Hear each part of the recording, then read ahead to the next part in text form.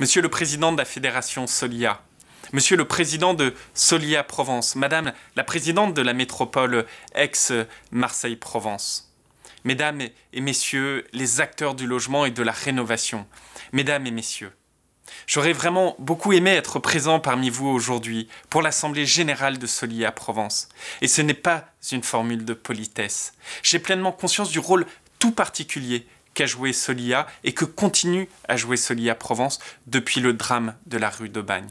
Face à ces circonstances tragiques que nous avons connues à Marseille le 5 novembre dernier, Solia Provence a su répondre avec tout l'engagement et le professionnalisme de ses équipes à la commande en urgence que nous avions décidée lors de ma deuxième visite à Marseille le 29 novembre dernier.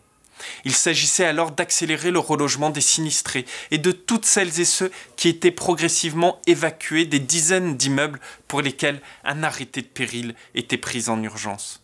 Et dans ces conditions difficiles, Solia Provence a montré, une fois de plus, sa capacité à répondre présent, comme le fait toujours ce partenaire historique de l'État et des collectivités. Alors, à notre demande, vous vous êtes ainsi mobilisés pour identifier et capter rapidement des appartements, en particulier dans le centre de Marseille, et ensuite assurer le relogement des sinistrés. C'est près de 500 appartements qui ont ainsi été sélectionnés et ce sont aujourd'hui plusieurs centaines de familles, plus d'1 millier de personnes qui ont retrouvé un toit. Le temps que, par exemple, les travaux soient faits dans leur propre immeuble ou le temps de trouver une solution plus durable. Pour tout ce travail, pour toute cette action, soyez-en remerciés très sincèrement. Alors bien entendu, vos actions ne se limitent pas à la gestion de l'urgence. Pour ce qui concerne le champ de mon ministère, vous accompagnez de nombreuses collectivités pour l'animation d'opérations programmées d'amélioration de l'habitat privé que nous finançons avec l'ANA notamment. Nous avons réellement besoin de ces politiques de rénovation. Il faut qu'elles s'amplifient dans nos centres anciens afin d'offrir à tous les concitoyens un habitat de qualité.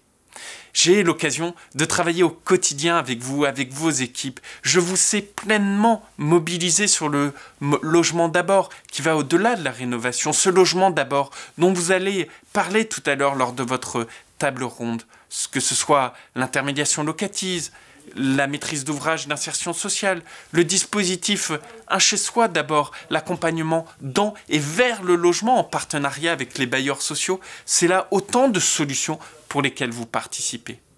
Toutes ces actions que vous menez, elles sont essentielles. Le logement d'abord, moi j'y crois profondément. J'ai énormément accentué l'effort que nous mettons sur cette politique annoncée par le président de la République à Toulouse il y a quelques mois. L'hébergement d'urgence ne peut en effet être la seule réponse à la crise du logement. Il faut, au-delà de donner un abri, donner véritablement un toit.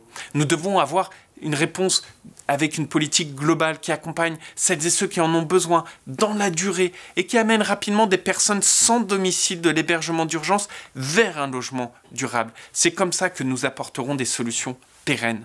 Une telle politique, elle existe désormais en France. Elle avait d'abord fait ses preuves d'ailleurs chez nos voisins scandinaves ou encore anglo-saxons. Et la Fondation Abbé Pierre, avec laquelle je travaille au quotidien sur ce sujet, portait cette idée depuis des années. Le gouvernement, le président de la République, a décidé dès 2017 de la mettre en œuvre, après une concertation avec l'ensemble des acteurs du monde de l'hébergement et du logement.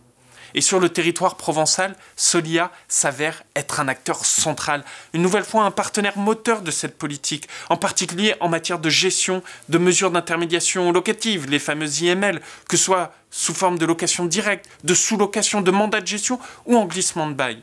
Solia Provence, c'est aussi l'expérimentation d'un chez-soi d'abord en partenariat avec l'association HAS et l'APHM, la gestion de 2 CHRS, des dispositifs favorisant l'insertion dans le logement de personnes réfugiées, l'accompagnement social de publics en difficulté sociale, y compris nos concitoyens qui souffrent de troubles et notamment de troubles physiques. J'arrête là cette énumération. Alors je voulais juste et très sincèrement vous remercier pour votre engagement au quotidien. Le logement, c'est parfois, souvent, la place qu'on a dans la société.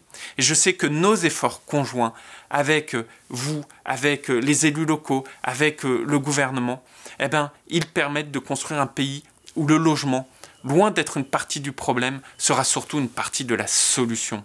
Je vous souhaite donc une très belle assemblée générale, riche d'échanges et de nouvelles idées pour avancer en ce sens.